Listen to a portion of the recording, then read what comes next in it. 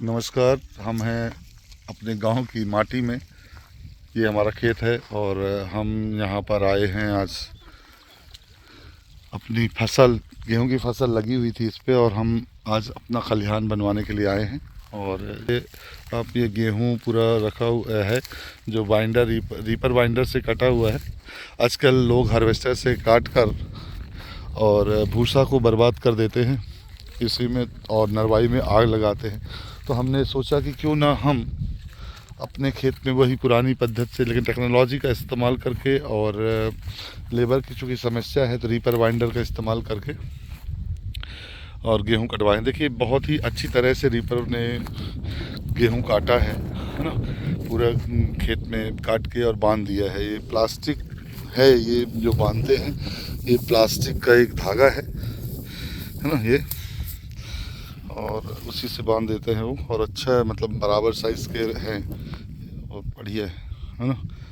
और ये देख रहे हैं, इसको हमने फिर लेवलर से थोड़ा सा इसको घास को खिंचवाया।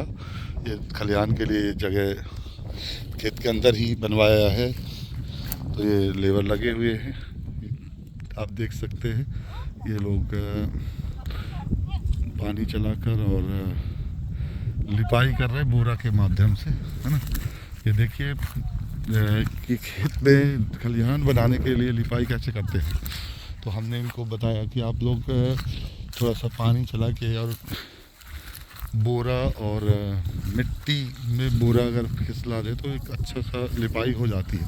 ये प्रयोग हम लोगों ने फौज में सीखा था। जब मैं फौज में था तो ट्रेनिंग के दौरान हम लोगों ने बहुत ही अपने ग्राउंड को ऐसे ही लिपा है। तो हमें पता है कि ये ऐसे अच्छा, मतलब कुछ किसी भी चीज़ को कैसे बनाया जा सकता है ना। और देखिए गाइस, इतना अच्छा बन मतलब होता जा रहा है। इस पर अभी खलिहान बन जाएगा, है ना। और ये देखिए इस तरह की क्वालिटी है ना। ये ऐसा हो रहा है। लेपने के बाद पानी चलाते हैं, मोटर से पानी चल रहा है और ये लोग इसको खलिहान बनाने का काम चल रहा है और बन जाएगा। हम आपको बनने के बाद भी फाइनली एक बार दिखाएंगे। और यहाँ हमारी प्याज लगी हुई है, प्याज की फसल भी है यहाँ। थोड़ी सी जगह में हमने प्याज लगवाया था। तो ये देख पा रहे हैं आपकी, ये प्याज है। प्याज पानी मांग रही है ना। थोड़ा सा सूख गए हैं खेत, प्याज में पानी लगेगा, है ना। ये प्याज के खेत है ना। हमने टमाटर भी लगवाए थे प्याज के साइड में, लेकिन देखभाल ना होने के कारण टमाटर की साइज़ देखिए, छोटे छोटे टमाटर हैं पौधे में, है ना। थोड़ा सा इनकी देखभाल ना हो पाने के कारण, और मेरे को थोड़ा खेती का एक्सपीरियंस नहीं है, तो मैं सीख रहा हूँ कि खेती कैसे करते हैं। तो धीरे धीरे प्रयोग कर रहा हूँ। और ये देखिए टमाटर, ये ये वही टमाटर है, आहा टमाटर, बड़े मज़ेदार, है ना। बहुत ही अच्छे हैं, लेकिन क्योंकि अपनी फसल है, अपने अपने हाथ से मतलब कर रहे हैं तो अच्छा लगता है ना। और ये प्याज है। एक दिन यहाँ पर हुआ क्या था कि रोजड़े, जो नील गाय बोलते हैं हम लोग इसको, तो नील गाय यहाँ पर आके एक दिन बैठ गई थी।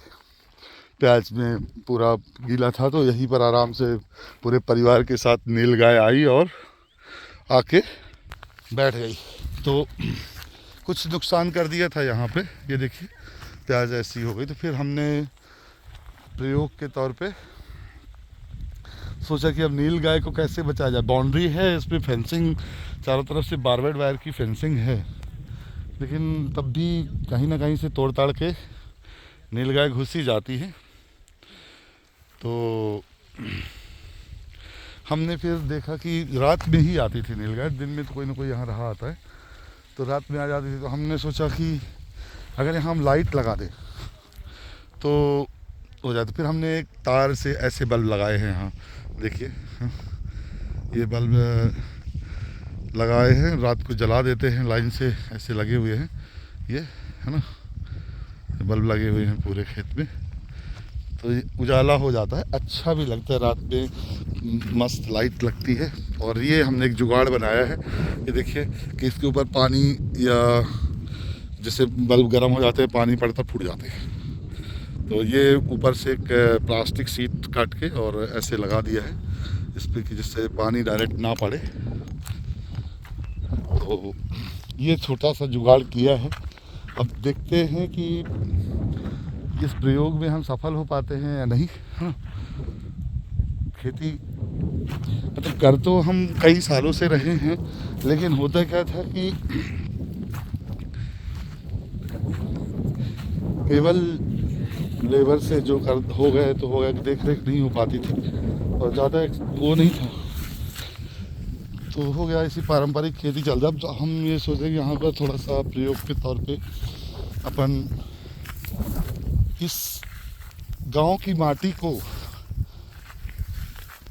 आज की डेट में किसान लोग अपने आप को ये समझते हैं कि हम कोई काम नहीं कर रहे हैं, और हमारे देश की ये विडंबना है कि हम किसी बच्चे से पूछे तो बच्चा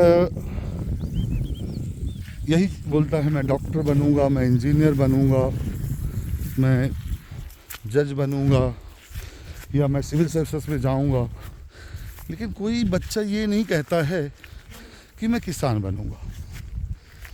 और हमारा देश कृषि प्रधान देश है, लेकिन हमारे देश में एक सबसे बड़ी, मेरे हिसाब से सबसे बड़ी कमी ये है कि हम खेती के लिए तो हमारी सरकारें समय समय पर किसानों के लिए बहुत सारी योजनाएं लाती रही हैं और प्रमोशन भी इनका करती रही हैं, लेकिन वो क्या किसानों तक कुछ पहुंच पाता है?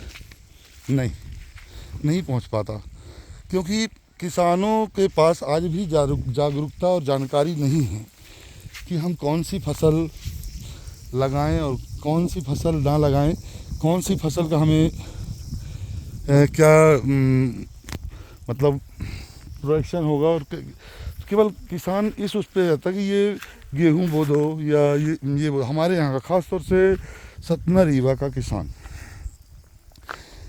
यहाँ किसान वो है जो कोई काम नहीं करता, मतलब खुद से किसी को, किसान को कोई काम नहीं करना है, केवल लेबर के भरोसे काम है। और ज़मीनें पड़ी हैं, गेहूं और धान की खेती करते हैं, बाकी गर्मी में पूरा खेत खाली रहता है। ये देख सकते हैं पूरा गर्मी में यहाँ पर कोई भी खेत में कुछ भी फसल नहीं है, सिवाय अभी मैंने ये इस साल प्याज लगा दी यहाँ, अभी ये थोड़े दिन के लिए है।